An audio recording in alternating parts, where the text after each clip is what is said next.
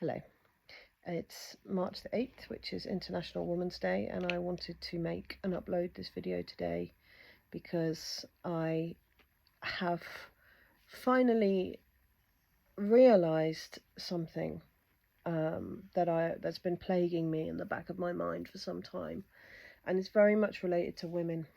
It's very much related to feminism, and it's very much related to my personal experience of what's been going on in feminism lately. Now, back in October, I spoke in support of some left-wing feminists who'd been attacked by Kelly J. Keane, who is a very outspoken British feminist, and I will call her that. She is a woman that advocates for women's rights. That's what feminism is. It's not an identity. It's not something you can pick and choose. If you're fighting for women's rights, then you are feminist, and that's what she does.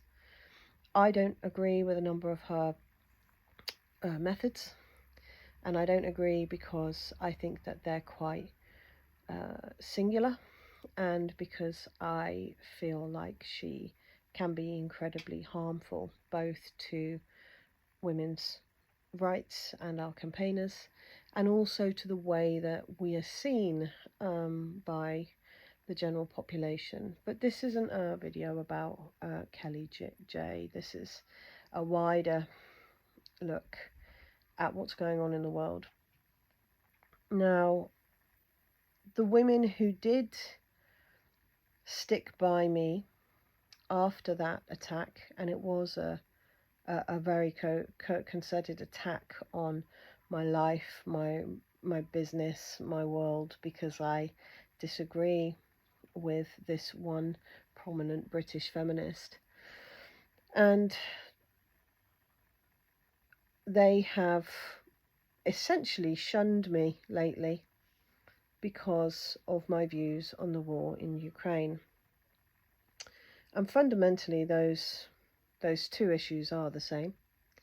The reason that I have been shunned for my views on the war in Ukraine is exactly the same as the reasons I was shunned by the followers of Kelly J.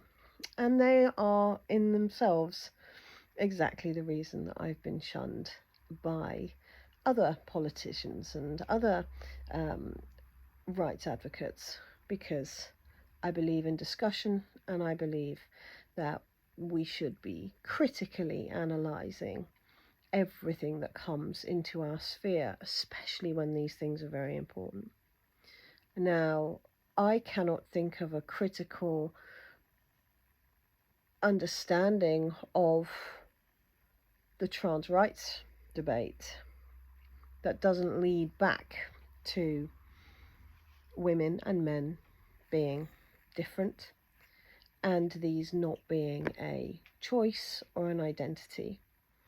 I can see a lot of harm in gender ideology, and more so I see it as a follow-on from really quite horrendous policies that were around in Germany in the 1940s, which led to doctors doing horrendous experiments on people, which in turn led to doctors like Dr. John Money, who experimented on 2 little boys for his own paedophilic goals. That's the root of gender ideology. And when you follow things back, then it's quite easy to see that. If you follow Kelly J. Keane back, you can see her praise for Stephen Yaxley, who is a far-right British activist. You can see her leanings towards the far right, and you can listen to some of the things she said that are distinctively far right leaning. And I say that because I don't agree that being right or left are bad. And actually, I feel like we need to put that to bed, because being right-wing or being left-wing doesn't make someone's policies bad. They are simply two different ways of looking at something. But I also think that we need to start expanding the terminology that we use for our politics. It's not just about what's right or left. There are distinct other issues that go on that change that. Are you welfarist? Are you punitive? Do you look at things from a feminist perspective or a Marxist perspective or a postmodernist perspective? All of those can exist on either the right or left. So I think it's really important to make that distinction. Now, after I was harassed and harangued and attacked for initially making a fairly moderate assessment of Kelly J and her policies, I was granted, if you like, the support of relatively few left-wing women who seemed to me to be critically thinking, and that was a huge mistake from my part. That would lead fundamentally to more heartache and more upset, and that's come in the wake of the war in Ukraine. And one of the reasons that I wanted to make this video and make this video today is because I'm yet to see any feminist analysis about the war in Ukraine or the greater geopolitical issues that have caused it. There is none. There is a blanket acceptance of what I would call a neoconservative ideology, that war is the answer, that filling Ukraine with weapons is the answer. And I have been called a Putin apologist and a Russian troll and X, Y, and Z for around the last year. Now, about a month ago, maybe even 3 weeks, somebody posted about neo-Nazis on a radical feminist leaning Twitter account that I follow, and I pointed out the realities of Ukraine, and I was rounded on, and I wasn't asked my opinion, I wasn't debated with, I wasn't asked to qualify what I was talking about. I was told that I am not allowed to discuss the issues in Ukraine, even from a feminist perspective. Now, unfortunately, some of the women who were on that post run a feminist magazine. You would think that people who run a feminist magazine might be interested in some differing opinions, but they're not. They are as interested in differing opinions as Kelly J and her followers are. Not at all. In fact, I have been amazed by the incredible actions of the Western media in pushing one narrative about this war, and even more amazed that women who I have watched for years try and push back against a narrative that tells us to accept men in our spaces, to accept that men can become women, and to not think critically about our own rights, our own language, and our own roles, are now hook, line, and sinker agreeing with that same media when it comes to Ukraine. Now, I studied Ukraine when I did a geopolitics module at uni back in 2015. And we studied Ukraine because it was obviously a source of great tensions. We looked at the Maidan revolution, we looked at the coup, we looked at what had happened there, and because I'm a feminist, and as anyone will tell you who has studied at degree level, You can choose the ideologies that you want to focus on when you look at a topic. So there's Marxism, there's feminism, there's functionalism, there's various things.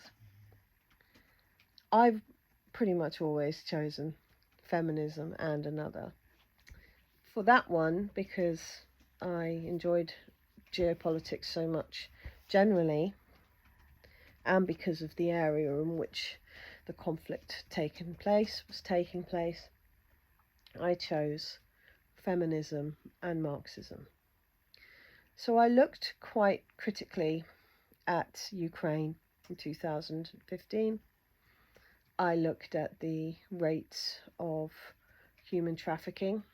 I looked at the disposition towards prostitution, paedophilia, and on coming back to the topic many years later, because I had 5 years off when politics when I had my daughter, because it was too much with 3 kids, 1 under 5. But anyway, I found that things hadn't got better. They'd in fact got far worse. Between 2014 and 2021, there was an estimated 300,000 trafficking victims in Ukraine, in a relatively small population, because, although again this isn't something that's much talked about, lots and lots of people left Ukraine after the 2014 coup. At the start of the violence there, they lost a massive portion of their population then, and obviously, they have again since 2022. But anyway, as any feminist will know, trafficking victims are usually women, often children, and both of those were evident in Ukraine in a massive level. It was the European Centre for Child Sex Abuse Videos. It was the European Centre for Surrogacy, which most feminists will have strong opinions of. My opinion is that surrogacy is human trafficking, and I imagine if you added the babies onto that human trafficking list and their mothers, you would have many, many thousands or even millions more trafficking victims in Ukraine. They had an extensive stem cell research program with America, often in the Donbass, which was where ethnic Russians generally lived. Lots and lots of poverty, very little investment. And yet, if you look at the economic stability of Ukraine, it seemed to be doing very, very well in 2021. If you just look at statistics, GDP was up. But none of that money was going to these ethnic communities who were being used in the way that they were. In actual fact, NATO had armed a militant neo-Nazi section of Ukrainians called the Azov Regiment, and this was pre-2014. And the Ukrainian government had continued to pay them as part of their border control, and they worked predominantly in the Donbass. Now, I don't know many women, many feminists, that would critically ascertain that neo-Nazi men are the best people to police the borders of a country, the best men to make sure that there is decent stuff going on. But that's what happened. That's who was there. Again, none of this is contested. None of this is news to me. This is all stuff that's been going on for many, many years. The Azov Regiment are, by and large, not the only neo-Nazi faction of the Ukrainian army. There are in fact many, and yet when I've brought this up, I've been told, well, there's neo-Nazis in every country. Well, there might well be neo-Nazis in every European country, and they might be in quite high up positions, but that's probably a comment for another video, or a discussion for another video. My issue is that I'm being told not to speak. Again, I've been told not to speak by trans rights activists and by populist culture, mainstream populist culture, on women's rights and on men invading those rights. I've been told not to speak on Kelly J and her populism and on her allegiances to far-right ideologies, which I've seen play out for, I'm going to say, a good 10 years.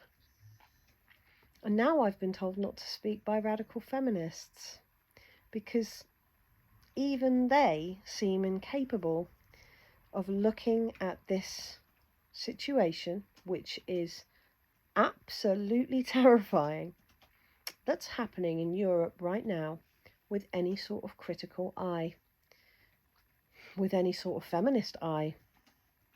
In fact, they have literally just accepted the narrative given to them and expect everyone to do the same. And if we don't, well, we're just not good enough.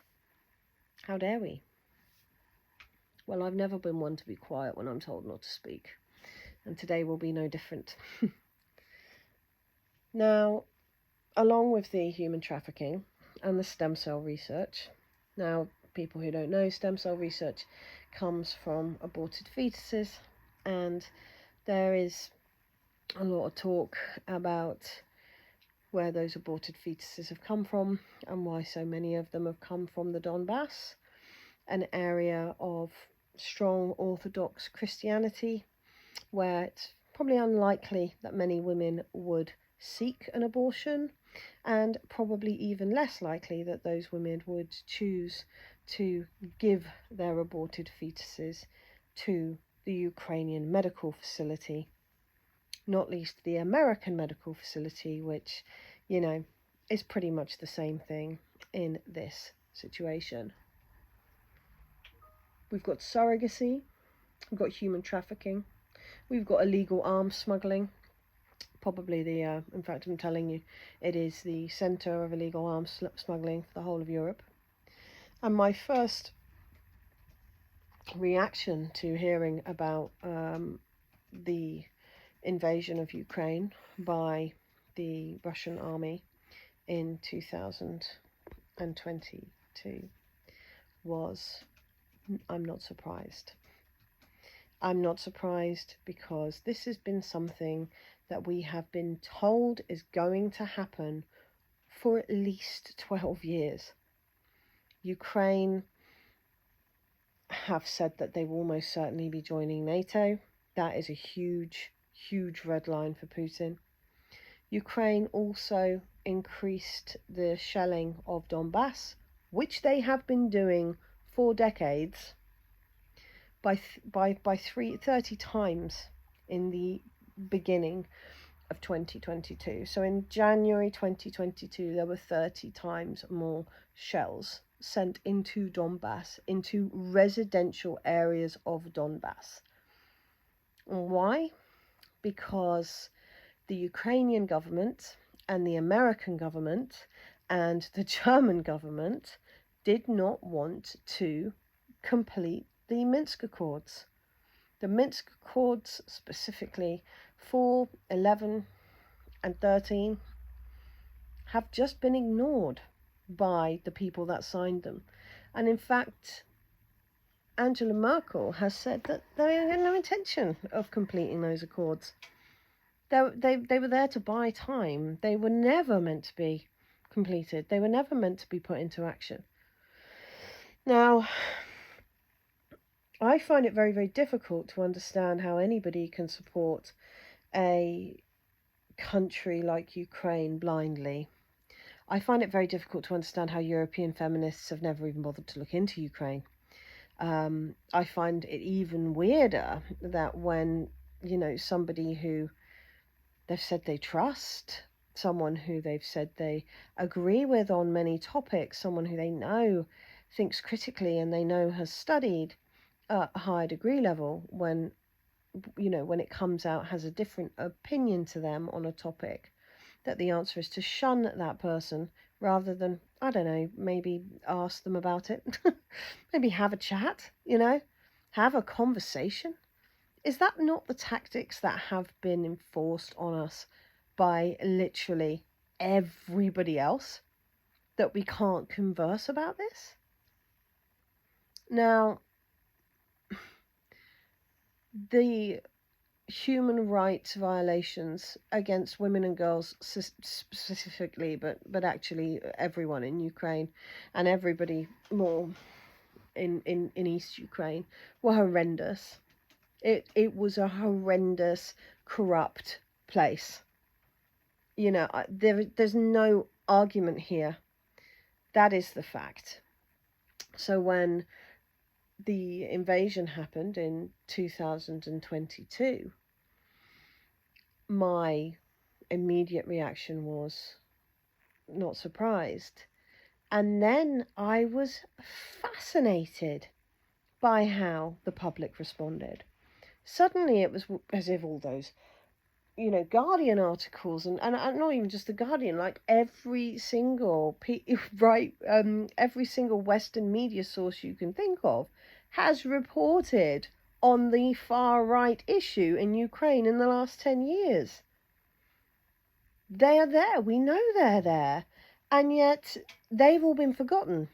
Apparently, that's Russian propaganda now, when all of these videos, films, documentaries, articles have been made. Apparently, the human trafficking rate is irrelevant now because Russia has invaded. What good does that do for the people of Ukraine? Because I'm not seeing how they're being centered here. And it's taken me a long time to figure out why. So we know that that's been the narrative that's been pushed, that Ukraine is democratic. I mean, this is a country that was built on a coup. This was a country that was built on the removal of a democratically elected president into military law rule for 4 years, and then the putting in of a guy who played a teacher who became president on TV.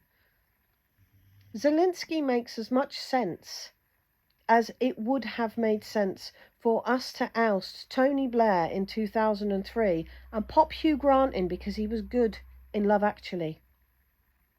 That's the sense that Zelensky makes. And he has absolutely shown why he was put there. He has been America's puppet from the get-go. And Ukraine filled itself with armaments. It built trenches. It fortified residential areas. It created so many biolabs. I think I counted 17, but I think it might be more than that, of American multinational built biolabs that existed all over Ukraine, but predominantly in the east. And in fact, when you look at the split between the East and West, it was as different as it was in Germany after the war. You had the West with one set of rules and regulations and one set of, ability to thrive, and you had the East completely different, and never shall the twins meet. And it amazes me to hear from people who say, well, I know Ukrainians who have no idea about this. Well, I think that they probably do, actually. And for whatever reason, they choose to ignore it. But blaming Ukrainians is really not the point here. The point is how well propaganda has worked. So well that even the most critical minds of our generation are ignoring what is going on and ignoring what has gone on. And that's the real point here. Crimea. 2.4 million people live on Crimea. And since 2014, they haven't been able to access fresh running water. From 2014 to 2022, they were unable to access fresh running water because the Ukrainians built a dam to stop them.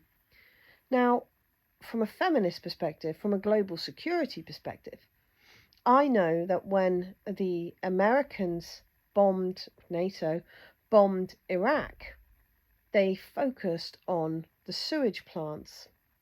And I know the impact on that because I studied it from a feminist perspective.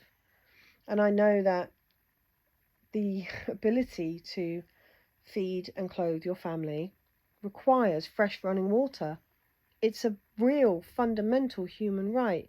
And yet I've watched President Zelensky do comedy sketches in his old job where he laughs at the fact that the Crimeans can't access fresh running water.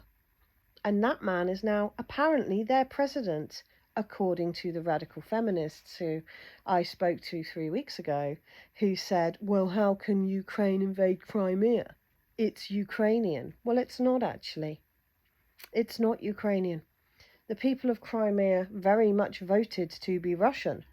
And I can tell you this right now, if you went alone with no one else and went door to door and asked every single Crimean in Crimea whether they were Russian or Ukrainian, they would all say that they are Russian because Ukraine has bombed them, has forced embargoes on them, has removed their ability to get grain, to get water, to trade easily with the rest of Europe. It's been a shit show for those people. From a feminist perspective, from the perspective of a mother who can't get fresh water to make a baby's bottle or to clean her children. It's just barbaric. And yet I can't talk about that, because I'm not following this narrative. And it's taken me this time from that 3 weeks ago to really understand why women that I know who call themselves radical feminists or gender critical are incapable of looking at what I can see very, very clearly, at seeing the comparisons that I can see very, very clearly between modern day Ukraine and, the mid-19th century Germans, mid-20th century Germans, sorry. And I get it now. I assumed that we were looking at the entire neo-Nazi coin in the same way, that it's all bad. But I think people don't realise that what we are treated to on our TV, when we put on Sky News, Sky News just today have admitted that the Nord Stream pipeline was blown up. Oh, but then, it was a pro-Ukrainian group, nothing to do with the Americans. Come on. We know that it was a large power that was capable of destroying those pipelines. They weren't on the top of the ocean. They weren't even just in the ocean. They were buried. They were dug into the ocean. That would have taken some high-level precision explosives and something to trigger them. There is no way that some random militant group has just managed to get hold of that. And frankly, having seen how the Ukrainian army behave, there is absolutely no way that the Ukrainian army could have possibly done something like that either. So we are treated to this very neoconservative imagery and way of looking at things. And I've realised that, yes, the women that I speak to, the women that I've trusted to be critical, aren't at all critical. They're just neoconservatives. And that's why they hate neoliberals so much, seemingly without realising that it's all half of the same. It's all the same coin, just the other half of it, Neoconservatism comes straight out of, 20th century Nazi Germany, just like neoliberalism does. And the second that we can rid ourselves of that whole thing altogether, the better. And I'm disappointed. I'm disappointed that people feel like women like me, who have given a shit for many, many years. And, I struggle with activism, but I do what I can, you know, that we deserve a voice. All the while, your whole mindsets are built around the fact that you're told that you can't have a voice. And when the shoe's on the other foot, you remove that from somebody else. It's really, really disappointing. So we have Ukraine, we have imagery of kids, 16-year-old boys being pulled from their mother's arms and sent to a war they can't possibly win. We know that America have particularly, but NATO too. NATO on our tax dollars, you know, our tax money, have been filling Ukraine with weapons since 2014. This isn't just in the last year, and yet all of that money that could have gone to anything else. If you think the bombs that they dropped on Baghdad, they could have paid for 10 schools and funded them for 10 years, each bomb. So think about how much good, how much humanitarian good could have been done with the amount of armaments that we have filled Ukraine with since 2014. I'm very disappointed that nobody seems to be listening. And certainly that women don't seem to be talking about this, because this is one of the biggest disasters of our time, you know? And instead of going, hey, what we need here is people to be talking and to hear different viewpoints and to understand where the other side is coming from, instead we have this mindset of acceptance of what we are told, and a complete lack of care for Ukrainians, for Crimeans, for Russians. There's none. There's absolutely none that I've seen. And in fact, when I go on Twitter and I see yet another post criticizing the trans rights activists, and I get that, I do. Criticize them by all means, but don't criticize someone who's a neoliberal and then come at me with your neoconservatism, because I don't want any of it, you know? I thought that I was in the company of strong left-wing women, and I was mistaken. So here on International Women's Day, I want to suggest that all women gain an understanding of what's going on in Europe, gain an understanding of how that is affecting women, because I can tell you right now, the second that you look at Ukraine through the critical eye of a feminist is the second you stop believing that this regime, this Kiev regime, has got anything to offer women and girls. They've reduced the money that the men are being paid who are forced to fight. They have charged those men for being in hospital. They're refusing to return the bodies because the bodies are so many now that they think it looks bad on Western television. This is all what's happening to the women of Ukraine, and we're just letting it because we want to carry on fighting a proxy war with Russia, and Ukraine happens to be the staging post.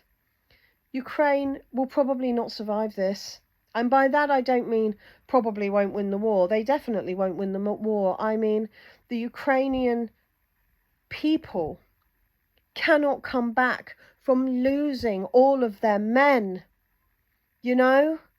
It's destroyed a culture, and what is more feminist than being able to discuss that?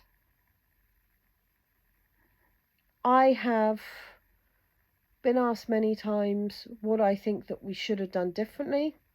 Well, I think that we should have worked as a point of, we should have been a voice of reason, that we should have mediated between Putin and between the military in Ukraine and then Zelensky, that we should have enforced the Minsk agreements, including an internationally recognised vote for the people of Donbass to decide whether they wanted to be Ukrainian, Russian or independent, and the same with Crimea. No one would, yeah? We should have sanctioned Ukraine if that's what we're going to do. We seem to be a nation of sanctions. We've certainly sanctioned ourselves, haven't we? And that's the other side of it. We can't afford this. Us mothers, we can't afford to feed our fucking kids, man. And we can't talk about that because apparently that's not fair to the people of Ukraine for me to talk about the fact that the blowing up of the Nord Stream pipelines has made my life worse. You know, that my kids aren't as well fed and can't go on day trips, and that we are simply living to scrape a survival together rather than the work that we do mean anything. That doesn't matter anymore because all we can do is blindly support Ukraine, despite the very obvious connections between Ukraine and Stefan Bandera, between nationalism, between neo-Nazism, you know, and this is the big one, the extreme destruction of the rights of women and girls to live safely in society. And I mean that across Europe. I don't just mean in Ukraine. When I heard that we were sending lots and lots of weapons to Ukraine, and I knew already that Russia had destroyed the air defense system, which has been replaced now, but it was destroyed within 2 days, had destroyed most of the army support areas, and I was terrified because this is a country known for smuggling weapons. So why do we want a country known for smuggling weapons that has a land border with Europe filled with weapons? There has to be some acknowledgement of that, but no, I'm fine with it. And I remember reading a account of a guy who'd gone as a mercenary to Ukraine from the British Army, who'd gone to Poland, and it was really well organised, and the UN were there, and they were organising food parcels and getting it out to people in Ukraine, and then he went into Ukraine, and it was carnage, and there's just a village filled with guns that anyone can take, and we know that there's a neo-Nazi issue. So how is it okay to be, to talk?